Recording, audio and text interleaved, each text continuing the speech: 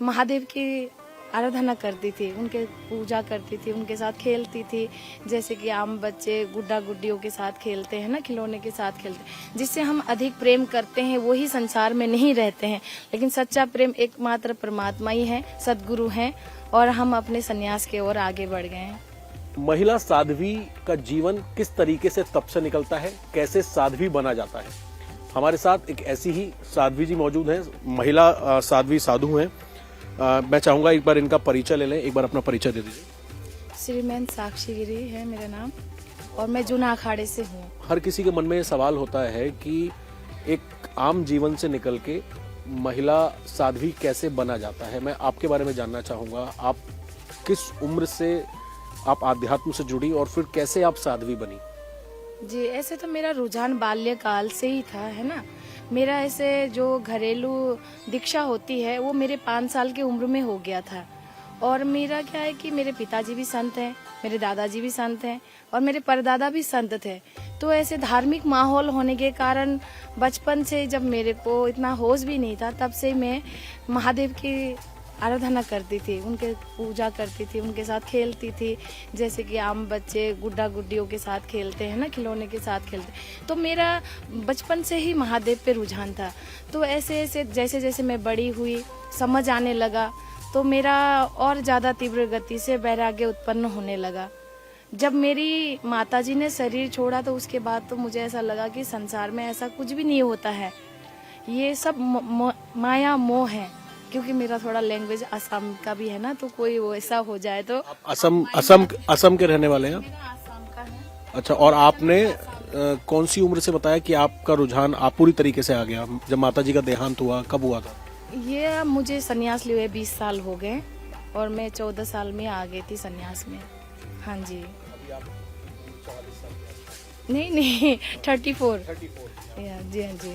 फिर क्या हुआ जब माताजी का देहांत? हाँ, उनके डेथ के बाद मैंने जब जाना कि ये तो सब संसार ऐसे माया मोह है, इसमें कुछ नहीं है। जिससे हम अधिक प्रेम करते हैं वो ही संसार में नहीं रहते हैं, लेकिन सच्चा प्रेम एकमात्र परमात्मा ही है, सद्गुरु हैं, और हम अपने संन्यास की ओर आगे बढ़ गए हैं। आपने जब आपको ये लगा कि सबसे ज्यादा जिसे आप प्रेम करते हो, अपने परिवार को, अपने माता पिता को, जब वो नहीं रही तो फिर आपका मोह से आप बिल्कुल हट गया आप, और 14 साल की उम्र में आप साध्वी बनी। कैसे बना जाता है साध्वी, क्या प्रक्रिया होती है? देखिए, साध्वी कैसे बनना, ये कैसे शब्द नहीं है। आपके मन में जब तक भगवान के प्रति प्रेम ना हो, श्रद्धा ना हो, भाव ना हो, सिर्फ श्रद्धा और भाव से नहीं, आपके अंदर वैराग्य भी होना चाहिए। बिना वैराग्य के आप संन्यास धारण नहीं कर सकते, और आपके अंदर त्याग भी होना चाहिए। बिना त्याग का भी संन्यास प्राप्त नहीं कर सकते हैं, क्योंकि सबसे पहले हमें जिस माता पिता ने जन्म दिया, जिस घर में हमारा बाल्यकाल गुजरा, उसी को ही हमें त्याग करनी पड़ती है।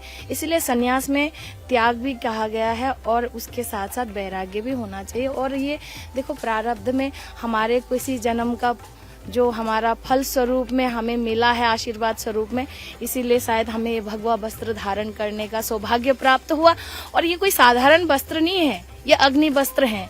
हर कोई इसको धारण भी नहीं कर सकता है, क्योंकि इसके नियम बहुत सारे होते हैं। इसको इसीलिए अग्नि वस्त्र भी कहा गया है, भगवा वस्त्र को। जब आपने 14 साल की उम्र में घर त्याग दिया, सब कुछ परिवार आपने त्याग दिया, घर त्याग दिया, उसके बाद जो आपकी साध्वी की एक जर्नी शुरू हुई, इसके लिए तपस्या, तप, क्या क्या करना पड़ता है? मतलब अभी जो आपके 20 साल से जो आप इस साध्वी बन गई हैं, उसकी शुरुआत में किस तरीके की तपस्या से आपको गुजरना पड़ा, क्या क्या करना पड़ा? देखिए, हमारे यहाँ गुरु परंपरा है, अखाड़े में गुरु परंपरा है। यहाँ पर हमारे दीक्षा के बाद क्या है, सबसे पहले सेवा सिखाया जाता है, संस्कार।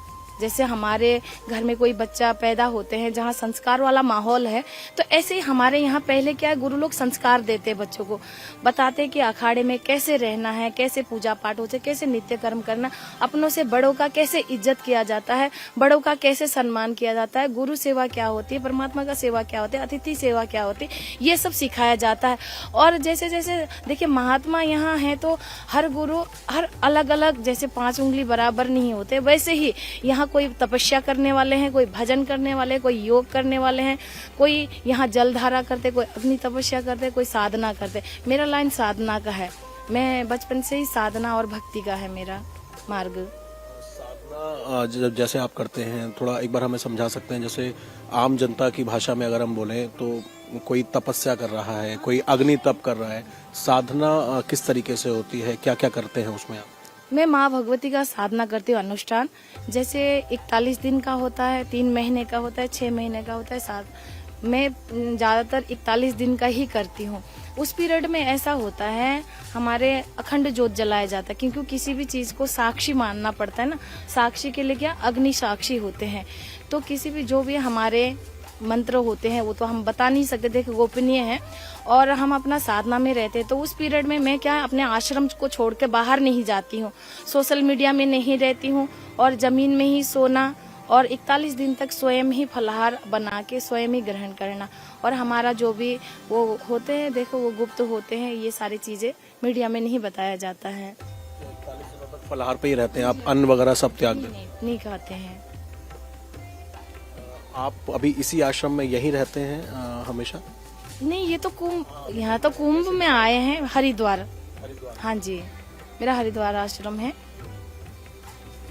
नॉर्मल जीवन कैसा होता है आपका जब आप 41 दिन, जैसे आपने बताया, अनुष्ठान करते हैं, साधना करते हैं? एक हम अगर साध्वी माता की अगर हम जिंदगी की बात करें तो सुबह से लेकर शाम तक की क्या दिनचर्या क्या रहती है? देखिए, हमारे वहाँ आश्रम में 3:30-4 बजे उठ जाते हैं। उठने के बाद जो भी फ्रेश वगैरह आदि होकर, उसके बाद अपना देवता का जो सेवा होते भगवान का, उनका स्नान कराना। जैसे हम एक बच्चे को स्नान करते हैं, या स्वयं को जैसे हम स्नान करते हैं, वैसे हम अपने माँ भगवती का, भोलेनाथ का स्नान करते हैं, उनको पोषण करते हैं, फिर उनका श्रृंगार करते हैं, उनको पुष्प आदि चढ़ा के, उनकी आरती पूजा करके, भोग लगा के प्रॉपर ये सारे करते हैं। उसके बाद अपना जो भी अध्ययन करना है या जलपान करना है, इस तरह से अपना समय व्यतीत होता है। फिर कुछ आश्रम के भी कार्य होते हैं, और कुछ भक्तों को भी टाइम देना पड़ता है। इसी तरह अपना चलता रहता है। उसी में अपना मेडिटेशन भी चलता है, उसी में अपना योग भी चलता है, थोड़ा बहुत अध्ययन भी होता है। और समाज में रहते हैं तो समाज को भी थोड़ा टाइम देना पड़ता है। जी, सनातन की रक्षा के लिए ही ये साध्वी रूप अपनाया जाता है या घर बार छोड़ा जाता है? देखिए, हमारे अब हम लोग तो सनातनी है ही, सनातन धर्म की तो रक्षा करना ही है। कभी आज से नहीं, ये तो सदियों से चली आई है। हमारे नागा फौज ने कितने सारे मुगलों के साथ युद्ध किया है ना, 40-40 लाख मुगल सेना के साथ 40,000 एक साधु, एक नागा 40-40 मुगलों के साथ लड़ाई किया था। तो उन्होंने अपना धर्म का रक्षा भी किया है। और जब भी जैसे भी हमारे भारत देश को, हमारे मातृभूमि को हम लोगों की जरूरत पड़ेगी, हम भी अपना शस्त्र अस्त्र उठा के युद्ध करेंगे। शस्त्र अस्त्र की भी जो ट्रेनिंग एक तरीके से होती है वो भी आप लोगों को दी जाती है जब आप दीक्षा लेते हैं? देखिए, ये तो माँ भगवती की असीम कृपा है कि समय आने पे सब चल जाते हैं, है ना। ऐसा कोई सीखने की जरूरत नहीं है। जैसे ध्रुव थे, प्रहलाद जी थे, उन्होंने अपने माँ के गर्भ में ही नारायण को भजना सीख लिया था। और मैं तो संत के घर में पैदा हुई हूँ, तो इसीलिए शस्त्र अस्त्र सारी चीजों का धारण कर लेते हैं जब समय आने पर। एक सवाल मैं जानना चाहता हूँ कि जैसे अमृत स्नान होता है या महाकुंभ 144 वर्षों बाद आया, तो ये कहा जाता है कि संगम में, त्रिवेणी नदी में जो भी स्नान करते हैं उससे पाप तो धुलते ही हैं, बाकी अगर किसी को कोई परेशानी है, शरीर में किसी तरह की कोई परेशानी है, तो वो भी ठीक हो जाती है। इस बारे में आप क्या बता सकते हैं?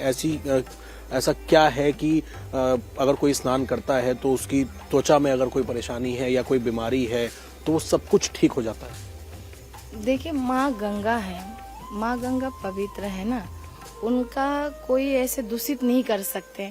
फिर भी हमारे ऋषि मुनिया, जैसे माँ भगवती गंगा ने जब पृथ्वी पे नहीं आए थे तब ब्रह्मा जी के कमंडल में थे। ब्रह्मा जी के कमंडल से होते हुए नारायण के चरण से निकल के भगवान शिव के जटा में आए। जब भागीरथी ने तपस्या करके उनको गुहार लगाए तो आ नहीं रहे थे, तो भगवान, उन्होंने बोला कि जब मैं धरती पे जाऊंगी तो मेरा वेग इतना रहेगा कि धरती नष्ट हो जाएंगे। तो भगवान शिव ने उनको अपने जटाओं में धारण किया, तब उनके जटाओं से माँ गंगा निकली। तो भागीरथी ने उनको साथ साथ लाए, तो उनकी जितने भी पूर्वज थे उसका उद्धार किया। और माँ गंगा पवित्र है, उनको तो वरदानी है। तो माँ गंगा ने कहा कि ये जो पब्लिक हैं, जो भक्त लोग हैं, ये अपना पाप धोने मेरे ऊपर आएंगे, मेरे गंगा में गोता लगाएंगे और मेरे को दूषित करके जाएंगे, तो हम कैसे पवित्र होंगे। तो भगवान ने उनको आशीर्वाद दिया कि जब कुंभ लगेगा और शाही स्नान होगा, उस समय साधु संत आके आपके गंगा में जब गोता लगाएंगे, स्नान करेंगे, तो आप उसी समय पवित्र हो जाएंगे। क्योंकि ऐसा कि संत लोग तपस्या करते हैं, आपका केदार बद्री पहाड़ पर्वतों में साधु संत न जाने 6-6 सालों से तपस्या कर रहे होते हैं, और कुंभ में वो लोग भी आके स्नान करते हैं और माँ गंगा को पवित्र कर देते हैं। और माँ गंगा भी बरसों से इंतजार करते हैं कि कब आएंगे साधु संत और मैं पवित्र हो जाऊंगी। ऐसा गंगा का महिमा है। तो यहाँ पर जो भी ऐसे शरीर में कोढ़ हो, ऐसा इत्यादि हो, और वो यहाँ आकर स्नान करे शुद्ध मन से, तो उनका रोग भी ठीक हो जाते हैं। और माँ गंगा तो पवित्र है। आप एक बोतल में भर के रखिए और ले जाइए घरों में, सालों साल रखिए आप, उसमें एक कीड़े भी नहीं पड़ेंगे। और जो आप नाली के और क्या नल के और जो और आरओ वगैरह के पानी रखिए, उसमें कीड़े लग जाते हैं।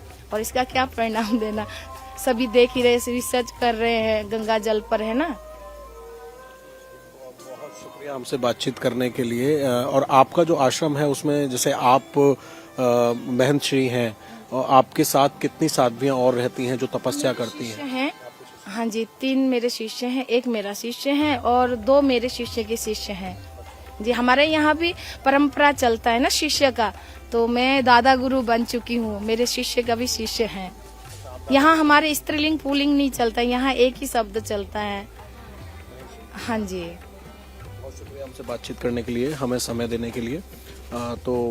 साध्वी माता हैं और इन्होंने बताया कि किस तरीके से तपस्या करके, त्याग करके अपने जीवन में ये लोग सनातन की रक्षा के लिए, अपने धर्म के लिए सब कुछ त्याग करते हैं। और साध्वी जब बनते हैं तो उसमें सबसे पहला यही शब्द होता है त्याग, अपना परिवार छोड़ देना और उसके बाद तपस्या करना। और महाकुंभ में जिस तरीके से ये यहाँ पर पहुंचे, इनका कहना है कि माँ गंगा में अगर कोई भी आता है, न केवल उसके पाप धुलते हैं बल्कि जो संत महात्मा जब अमृत स्नान के दौरान वहां पर स्नान करते हैं तो उससे गंगा माता पवित्र होती है। ऐसा उनका आशीर्वाद उनको शिव जी ने दिया हुआ था। और इसी वजह से अगर कोई रोगी भी वहां पर स्नान करता है तो वो भी ठीक हो जाता है। कैमरामैन चंद्रभान के साथ अभय पराशर, इंडिया टीवी, प्रयागराज। महाकुंभ 2025 सिर्फ इंडिया टीवी पर।